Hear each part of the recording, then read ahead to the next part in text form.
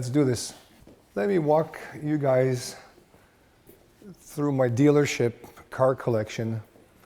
It's a little while and we haven't done this together, so this is what my front showroom looks like presently. We decided to put my small cars over here, a small car collection. This is a Renault Clio V6, which is absolutely crazy to drive. Love those minis. I got 2 of those, and you know what, they just look so good over here. This is my Aperta, that my Abarth Fiat that actually did a race. It's a 1960 car, Zagato, and the car was modified with some air intake in the back, which is fully functional.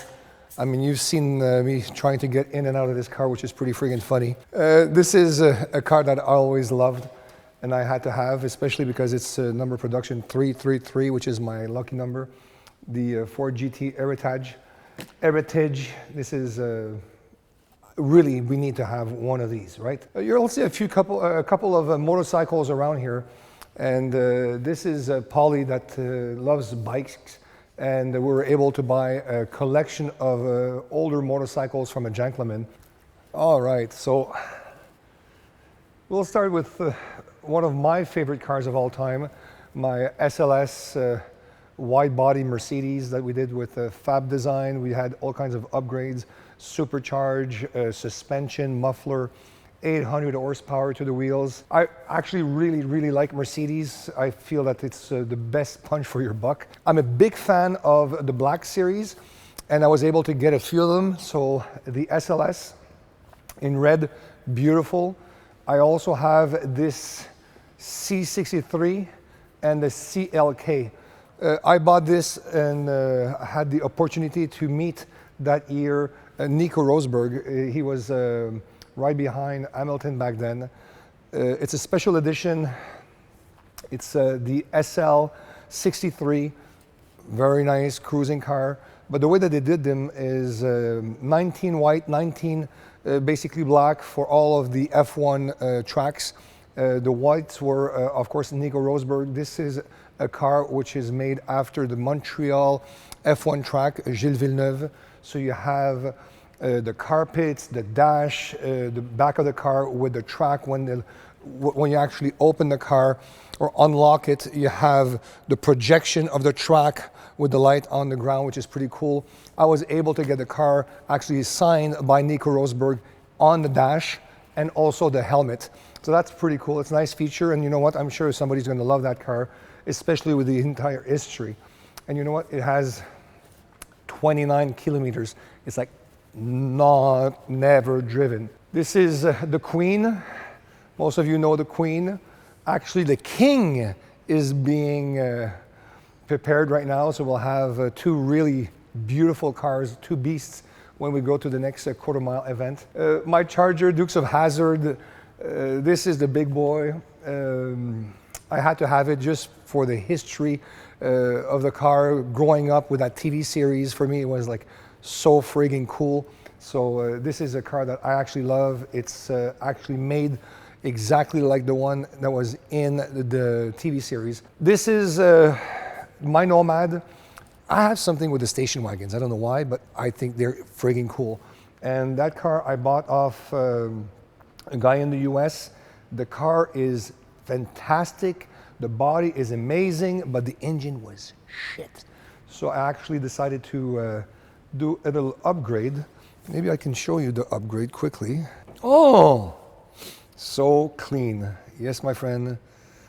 LS7. No more bucking and getting caught on the highway because the motor is not working properly. Copo, I think this is a cool car, only made for the quarter mile, and I'm really happy to have it with us. This is a beauty. Bentley Super Sport, really like that car. When they came out, I thought they were extremely cool, and they still are basically very cool. They made it in black and in white, the GT3R Continental back in 2015. Mine has very low mileage, and you know what? I think it's a car that can be very much appreciated by Bentley owners.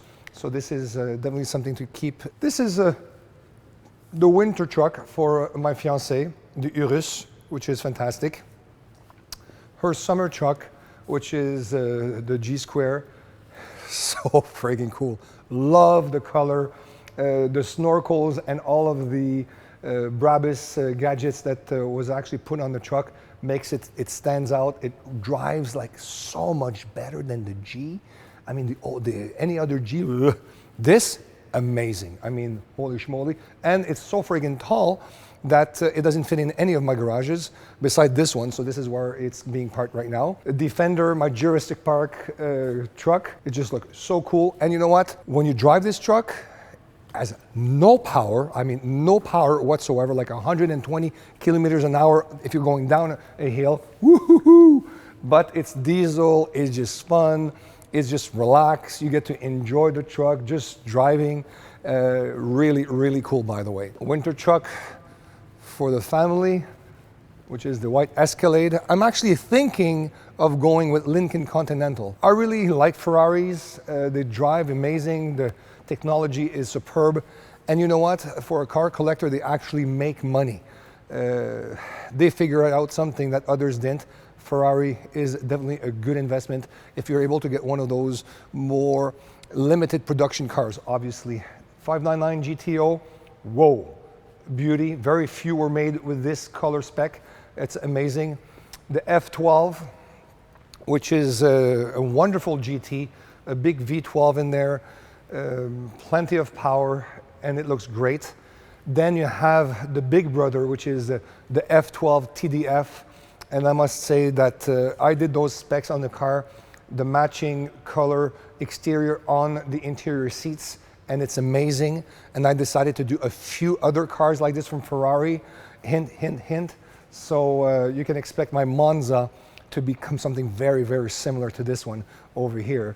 This is one of the ladies that we got in, the Pista. The big brother, the Aperta, will be coming in soon. The Speciale, which has only 482 kilometers, which is not even 300 miles, was always one of my favorite that we're keeping close to our heart. The Liberty Walk, I just had to have that car. I mean, really? So would you?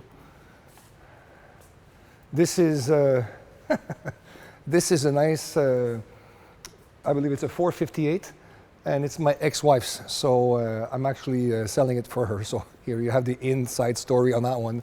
BP 512, wonderful car. It's a 79, so still with the carburetors, a gem. Testarossa flying mirror. Seriously? Everybody needs one in their car collection. The 8C 2008, if you don't know about this Alfa Romeo, you need to basically research it. It's so friggin' cool. It's an engine that was basically made by Maserati and basically put together with, by Ferrari. The car is entirely in carbon fiber. You put it on sports mode, oh my gosh, it's just a big smile. The thing revs, sounds amazing, drives amazing. It looks a bit weird, but you know what? It kind of grows on you like many of those cars. This is a beauty, and the color is just amazing. Like candy apple red with bronze, wow. I mean this, I like that. You'll probably see, hint, hint, another one of my hypercars, that color right there, okay? This is something that I bought for fun because I was in Italy at the Pagani Raduno, and I saw this friggin' car in front of me. It sounded great, and obviously I got it. I kind of chipped it as well, so it's like, ooh, sounds great. I did the same with this one, by the way. It came in with the original GTR colors, blue, the green. I felt that the yellow would really, really stand out. Also had some little upgrade from Rentec, which is so nice when you get to hear it and you feel the extra, like, what, 70 to 100 horsepower, all depending how you fit it in. So that's pretty cool. One of my old loves over here, my CLS, which I modified. Twin turbo upgrades, the transmission is upgraded. We have the intercooler in the trunk. I mean, this is a GTR eater. I mean, I love GTRs, guys, okay? But I mean, I've done the test, brought it on the track from a dead start, believe it or not, and it's like not as quick shifting wise than a GTR, but that baby has 800 horsepower. This is my son's car. Believe it or not, he did not drive it yet. Yes, he drove the Pagani before he drove his own car, and there's a good reason for that. He's freaked out about driving on the right-hand side, plus it's stick. So he's going to be learning stick next summer on our chum cars, the Hondas. We'll show him how to drift, and then we're going to put him in his car. This is a beauty, the S15. Again, this is a car that you have to have, you know. It's a Denan Stage 3 M3 with the blue wheels. Holy schmoly, seriously, this is crazy. I mean, this car, every time I drive it, I drool. The only thing is, it's a bit low. So whenever I go in town, I have one of a nice apartment, and it's very low. So whenever I get in the garage, I kind of scrape the bottom. But I saw something pretty cool that they sell, so I'll stick it over there. This I bought because I just thought it was cool. I made a few mistakes like that, mistake or not. I mean, this car is amazing. It's very, very sad that it's not keeping its value. People are just ditching them right now. I'm keeping mine. M4 GTS, roll bars, the entire kit. The color combination is amazing. I mean, seriously, those cars used to go for 200 and some Canadian dollars, I'm talking about, obviously. And well, anyways, I'm keeping this one. So I must say that I'm becoming a big fan of McLaren. I had a couple of SLRs back in the days that I sold, really enjoyed the model. It was amazing the way that the car was put together by Mercedes and McLaren, the huge diving nose. Anyways, it was a great car. This is my first purchase of a McLaren 675 LT. This car, when I got it, did not have the scuba and all of that. So we sent the car back to the UK.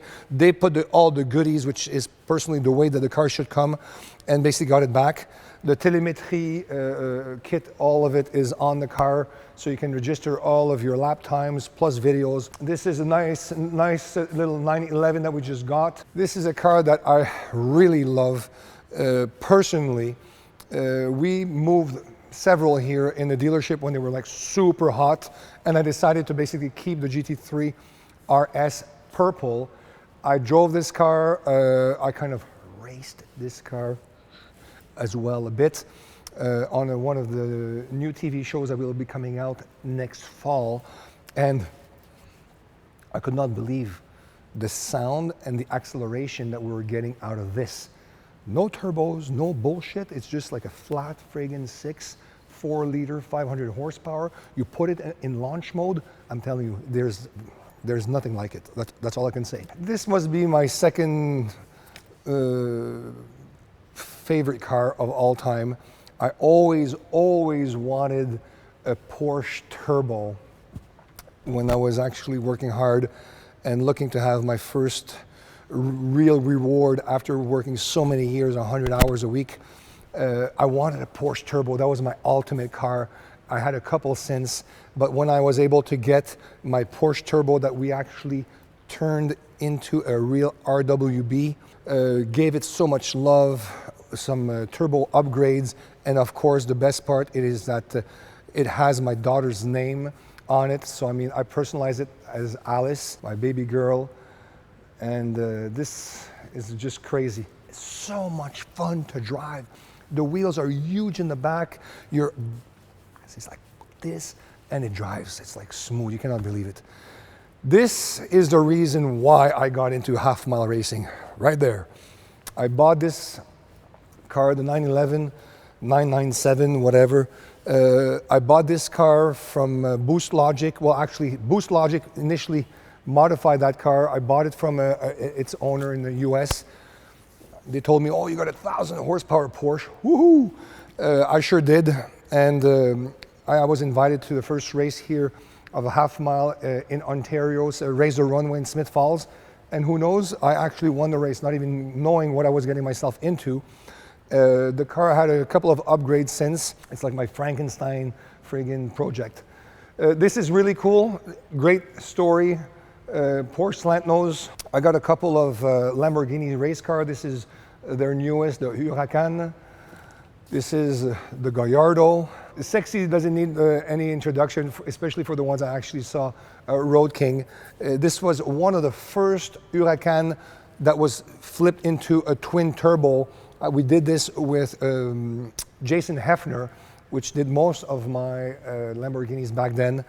And we sure did some like 210 miles an hour with that car. This is still one of my, well, for me, it's like, has a special place in the history of OB Prestige in my racing career, because, you know, I took Super Trofeo Stradale seriously, 150 of them made. I took one very special car and decided to make it into a race car. And you know what? I don't regret it a bit. 3,000 horsepower, we got the world record for about 6 months with it. She's very, very fussy. I call it a she.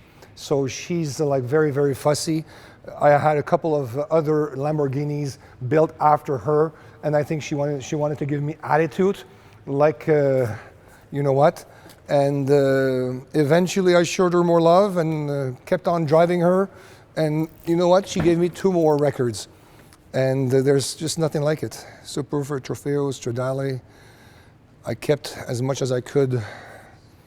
But like you can see, it's a real race car. And yes, it's a 3,000 horsepower car. Over here, this is my newest Aventador. Okay, this spec is crazy. I personally really, really like it. I feel that the green and the orange really works well together. The SVJ 63, like extra carbon fiber everywhere, especially on the roof, on the rear lid. The wing in the back is amazing. The way that the exhaust comes out is very special. F40. I mean, if you're a car collector, you need to have one of these. And this is classique. So talking about iconic cars like the F40, we have to basically pay attention here to Pagani. I mean, they're celebrating their 20th anniversary. Pagani is my personal favorite car for so many reasons. The car obviously is a handmade and hand build 100%. This thing is crazy. It's like if you're in a space shuttle. And I mean, everybody that gets in says like, whoa, this is something else. It is something else. And you want to talk about investment and long-term investment and how the car will basically take value. Well, just look at the numbers of how much they were asking for a Zonda back then and how much you're paying for a Zonda today. I was lucky enough, thank you Horacio, to basically get one of the 40 BCs. So you have no idea how many updates and changes they've done from the Huayra to the Huayra BC Roadster. They actually had the BC Coupe already out, which is super nice, but the BC Roadster, whoa, they actually went to another level, only 40 of them that will be coming out, and it should be here next year. I actually have a 4th Pagani, which is coming. That will be a huge surprise to everyone when they get to hear about it. And also Pagani, next generation after the Huayra, everybody is waiting. We should basically see the car in Geneva. And you know, we were talking to Horacio, Pagani, to the engineers, and lots of the owners would love to see the next model of Pagani being offered not only manual but also stick and paddle shift. So we're really hoping that they will be able to offer both versions. I mean, we have lots of cars enthusiasts, Pagani owners that really are the drivers, old school, and they love the feeling of the manual transmission. Hopefully Horacio and his team are listening to this. Boys, let's do this. It would be fantastic. I'm going to put my vote on one, and I'll actually buy one of those manual box from you in the new car. Koenigsegg is right up there as well. I mean, if we're able to get a Koenigsegg, if you're able to own a Koenigsegg, which I wish to all of you, seriously, you want one. You want one, you want two, you want three. I mean, these cars are just as collectible, just as crazy in their own way as a Pagani. Very different, much more aggressive, much more of a testosterone car, less, I could say maybe comfortable, less luxury, but what an experience. You want to talk about brutal force, you want to talk about amazing handling, The Koenigsegg is serious about their cars and what they do. My next car in line is actually the Regera. The Regera should be here in a couple of months. So, and how do I know that? I just paid another very heavy payment. So when they ask you for the second deposit and the third deposit, you know that the car is actually not far. I actually got the date of delivery, so that's pretty cool. All right, let's finish with the P15. P15 Senna, all kinds of comments on that car when it came out. It's so ugly, it's so this, it's so that. Well, I'll tell you, it's maybe like the Alfa Romeo 8C. It looks different, it grows on you. I really like that car. It's super powerful. It's actually the lightest of the hypercars that we have. Purple carbon fiber inside all the way, and in the paint, when under the sun, it's amazing. We actually have purple and lime flakes in the black paint, and I mean, it pops. I got about 10 cars right now which are not here, either getting serviced, either getting winterized. Actually just sold 4 cars to Montreal. One of my good friends there that has a big dealership, John Scotty, he decided to buy my 16M, which was a very nice Ferrari, but it was time for me to let it go because I have another huge Ferrari which is coming in shortly, so making sure that we have a rotation in the cars. Sold my GT3 Porsche, also sold one of our Mustangs that we actually had, and I also sold my Viper. What's happening with the mission of the business over here, I decided to really bring it up a notch. Instead of expanding my dealership, getting a second location or hangars, I decided to really bring up the quality of the cars, how rare they are, getting more special editions, and very limited production cars. So I mean, hypercars are right up that alley. Less of them made, and you know what? Some of the finest cars. So if you can afford it, I would say absolutely 100% go for it, because you get to enjoy those cars. Make sure you're not one of those guys that just buy the cars, park it, and maybe once a year pull them out. That's, sorry, horrible. That's not the way it should be done, okay? You can buy all the buildings you want or art. Cars are made to be driven, okay? Cool. Anyways, in my books, always. That's my personal opinion. Okay, guys, thank you so much for watching. Chop, chop.